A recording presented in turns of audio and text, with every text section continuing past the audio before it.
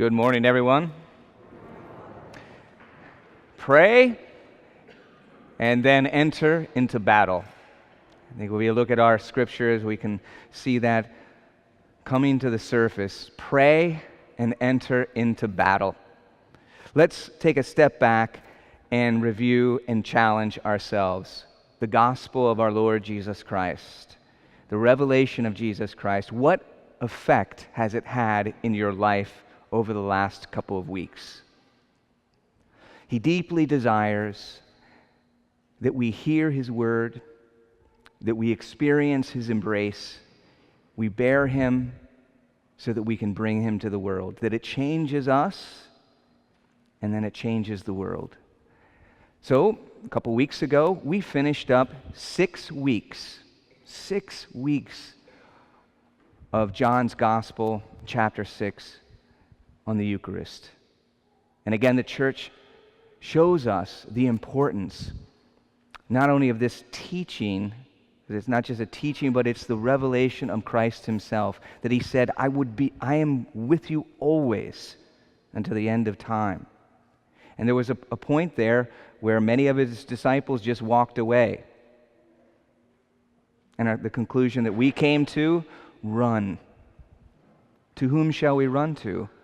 Lord, you have the words of everlasting life. It's an encouragement for all of us to actually go to adoration or come into the church. It's not a matter of shaming. Did you this week? Did you come to the church just to sit and to be in the presence of our Lord?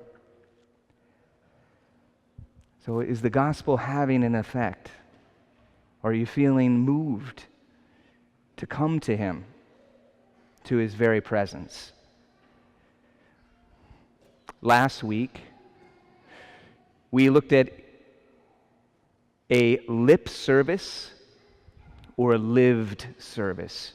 Jesus said in the gospel, these people, they serve me only on their lips.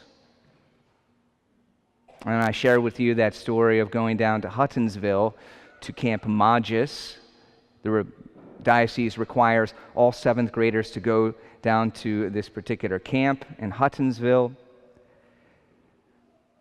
Usually 3 schools go at a time, and I was sitting at a table, and there was a 7th, all these different, they all came together, so 3 schools. The girls, many of them did not know each other.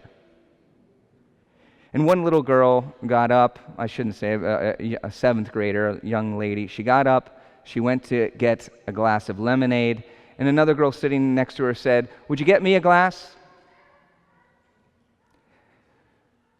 So the girl did not respond, and the other one didn't ask again.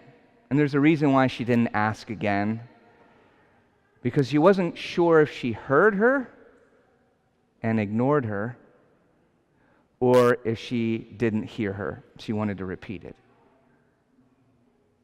So in this particular instance, I stepped forward and I said, I'll get you a glass of lemonade. She goes, "No, Father, that's okay."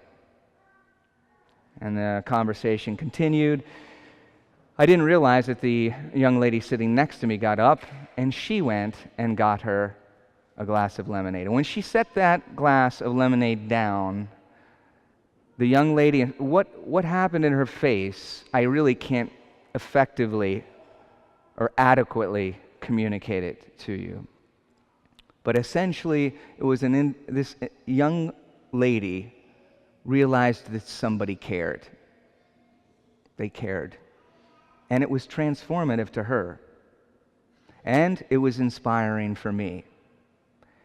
And later on in those next couple of days, we make the kids work.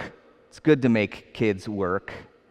And indeed, they had to wipe the tables, they had to sweep up the floors. They did this in their groups.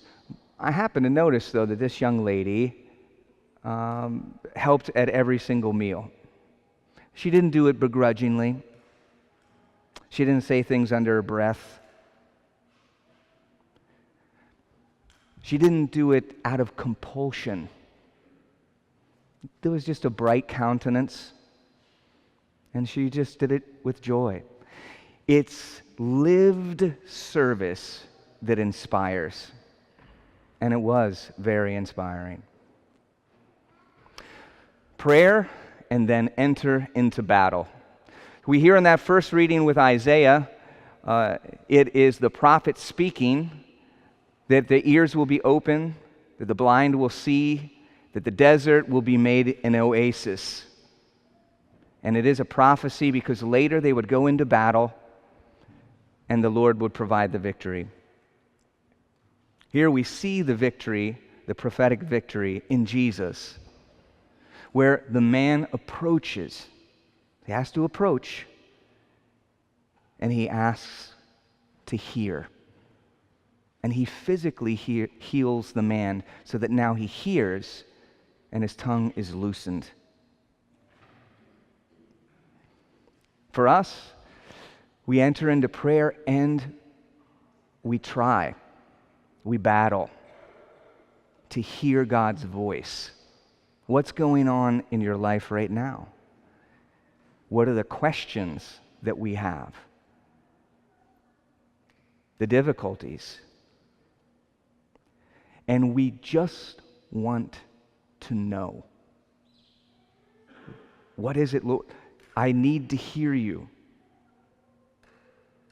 But it's a real struggle in the noise of this world to stop and to wrestle through ourselves and how our thoughts continue to race and the things that we have to do. We have never been more busy than we are right now, it seems, that we don't have time to pray. And even when we do enter into prayer, we have to wrestle or battle just to quiet ourselves so that we can hear Him. And what happens when we do hear Him? You know, I always looked at that movie, Bruce Almighty. If you don't know the premise, there's this point where Bruce is having all of these difficulties. He's trudging through a lot of them. One of the ones that I like is he steps off the curb into a big puddle, much like today. And he goes, can you believe this? And then he says, I can do better. You ever say that to God? You ever felt that? For goodness sakes, how? I can do better than this. Well, God shows up in the movie, and He says, well, Bruce, you think you can do better? I'm going to give you my powers. Now, 2 rules. 1, you can't tell anybody that you're God, because you're not. I'm just giving you my powers. 2, rule 2, you can't mess with free will. Bruce says, okay. God leaves. Now Bruce spends the next week with all his powers righting all the wrongs that had happened to him. And he uses his power really for himself. God shows up a week later and He says, Bruce, what have you done? What have you done with the power that I've given you? And he admits that really he just used it for himself. So he continues on now. He's trying to realize, how much is going on. And it's overwhelming for him. Along with that, his relationship with his girlfriend is now gone into great difficulty. And he comes to a point where he tries to use all the power that he has to make her love him. Love me, love me, love me, love me, love me, love me. And it doesn't work. She leaves. And God shows up again, and He looks at Bruce, and Bruce says, how do you get somebody to love you without messing with free will? And God says, when you figure that one out, Bruce, let me know. See, he's pursued us with a personal, passionate, unrelenting love. He is continually reaching out to us. He's given us his very presence in the Eucharist.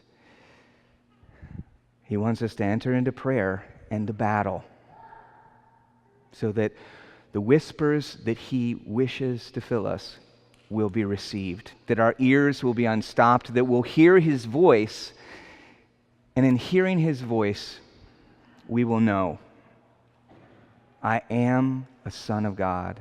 I am a child of God. There I am filled. In that I find the purpose that he has for me today. There is inspiration. Prayer and entering into battle. Why? To hear his voice and to follow.